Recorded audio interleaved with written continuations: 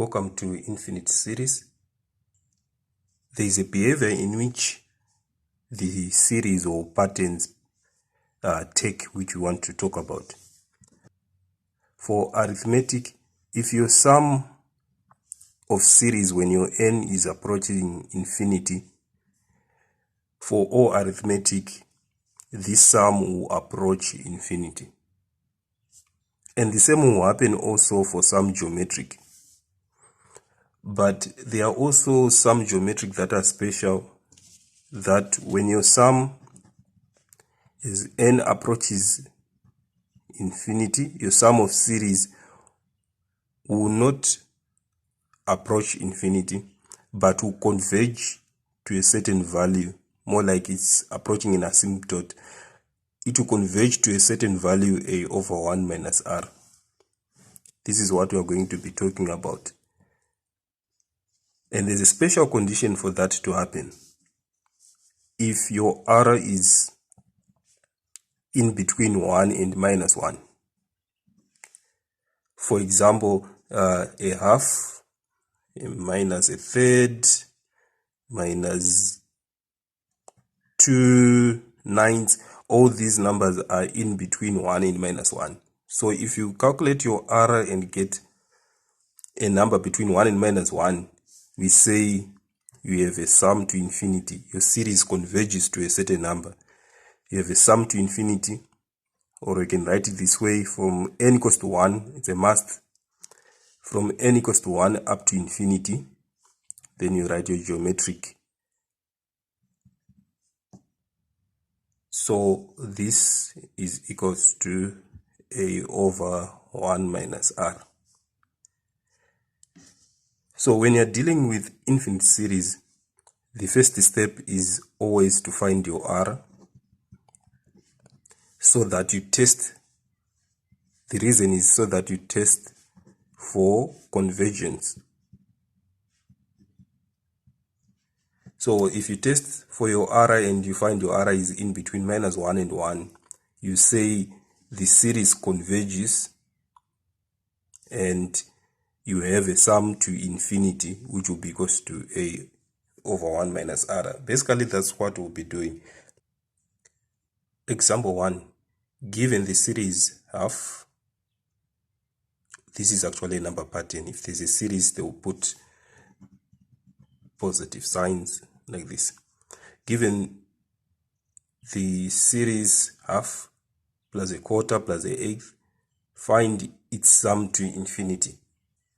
So the first step is always to test for convergence. How do you do that? You find r.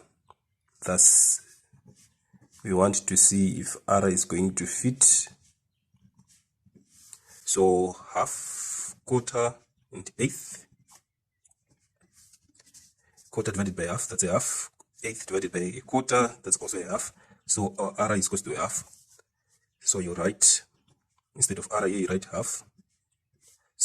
So half is in between minus 1 and 1. So you write, the series converges. So it is a sum to infinity. So we can now calculate that sum to infinity. So sum to infinity is equals to a over 1 minus r. Sum to infinity is equals to 0.5. That's our a. 1 minus r, 0.5. And that's equal to 1. So there are so many notations. You can write sum to infinity is equals to, then you can also write this, n is equals to 1 up to infinity. Always start at n equals to 1 when you're calculating up to infinity. Then you write your tn. So this reads as n approaches infinity, your sum infinity equals to 1. Okay, so no matter how much you increase the value of n here, whether it's 100, 200, 2 billion, 2,000, whatever number you put here, as this increases and approaches infinity, this sum will approach 1 or will converge to only one number, which is 1. It will not go beyond 1. Example 2. So here they already tell you that it's a convergent geometric series. A convergent geometric series consisting of only positive terms as the first term a, constant ratio r, and the nth term tn, such that this is a partial sum to infinity, because remember, sum to infinity must start at n equals to 1. So partial sum to infinity of expression tn is equals to a quarter.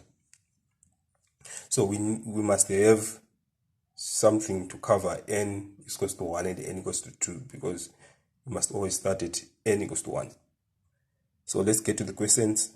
If term 1 plus term 2 is equal to 2, so we can use this to fill up what's missing there. Write down the expression for a in terms of r. So with term 1 and term 2, so we can say Sn from the previous lessons. Sn is equals to r to the power n for geometric, the sum of series for geometric, r minus 1. Now we have two terms adding each other, so you can say s of 2 is equals to a times r to the power 2 minus 1 over r minus 1.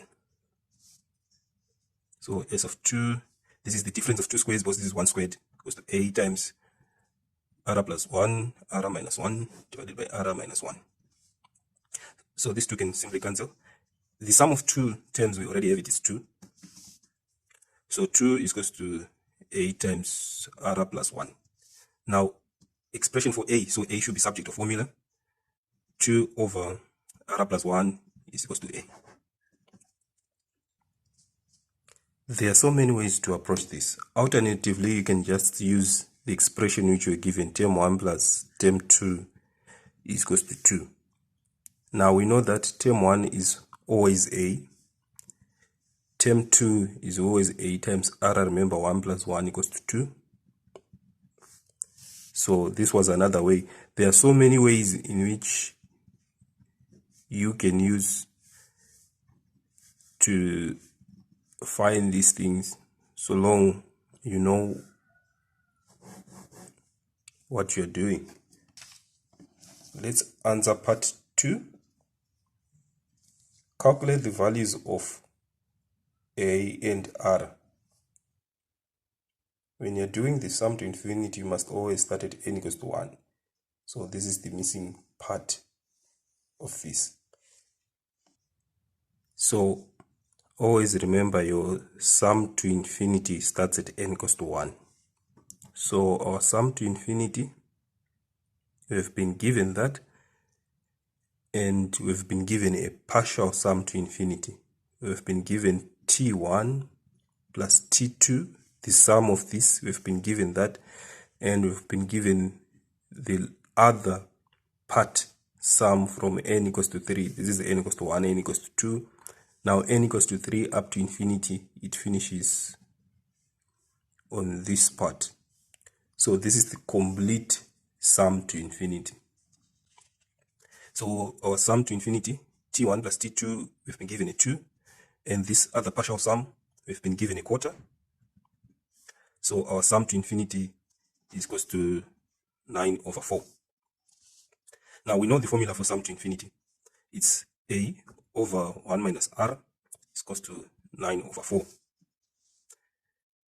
So a is equals to 9 times 1 minus r over 4. But we know that a is equals to 2 over r plus 1 from part 1 of the question. So let us substitute here. 2 over r plus 1 is equals to 9 times 1 minus r over 4. Let's put the 4 here, r plus 1 this side. So this is 2 times 4 is equals to 9 times 1 minus r plus 1. This is an 8. 9 times 1 times r is an r, 1 times 1 plus 1 minus r times minus r squared minus r. So r and r would disappear. So you're left with 1 minus r squared. Let's expand. 8 is equals to 9 minus 9r squared. Let's interchange the 8 and the 9. This will come this side becomes positive, this comes this side becomes negative. 9r squared is equals to 9 minus 8 equals to 1. 9r squared is equals to 1. So r squared is equals to 1 over 9. And r is equals to square root of a ninth. Square root of 1 is 1, square root of 9 is 3. So we have the value of r now. R is a third. Let us substitute into any one of the formulas to find a equals to 2 over r plus 1. A is equals to 2 over 1/3 plus 1 is 2 over 1/3 plus 3 over 3, 2 over 4 over 3. So your a is equals to 3 over 2. So we have the two values that we're looking for. R is equals to 1/3, a is equals to 3 over 2. So one thing you have to be careful in this kind of question is this. This is not a sum to infinity. It's a partial sum to infinity. Okay? Take note of that. That's a partial sum to infinity. A full sum to infinity, or just a sum to infinity, always starts at n equals to 1 up to infinity. This is not starting at n equals to 1. Example 3. Let's do one more example. Determine the possible values of a and r when you are given a sum to infinity that converges at 5. Okay, so our sum to infinity, we know that it's a over 1 minus r is equals to 5. So we want to find the values of a and r. So a is equals to 5 times 1 minus r. We need to put r subject to formula because it's always good to find r first. 5 minus 5r. So 5r is equals to 5 minus a. R is equals to 5 minus a over 5. So we now have the value of r. And remember, you can always test for convergence as the first thing when you are doing sum to infinity. Now let us substitute r. We put this 5 minus a divided by 5. We have this now. Let's multiply by 5 both sides. So this 5 minus 5, it's a minus 10. Minus a. 5 becomes this side. Minus 5 becomes a 0. Now if you multiply by minus throughout, everything changes their signs. So you get 0, a, and 10. So we have the values of a now. The values of r won't change if your series has got a sum to infinity. It always remains r should be between 1 and minus 1. So these are your two answers. Convergence will happen if a has got a value greater than 0 but less than 10. And r is always having a value between minus 1 and 1. Now, lastly, when you are testing for convergence, we said r should fall between 1 and minus 1. If your r is greater than 1 or it's less than minus 1, we say it diverges. So it doesn't have the sum to infinity that converges to a specific number.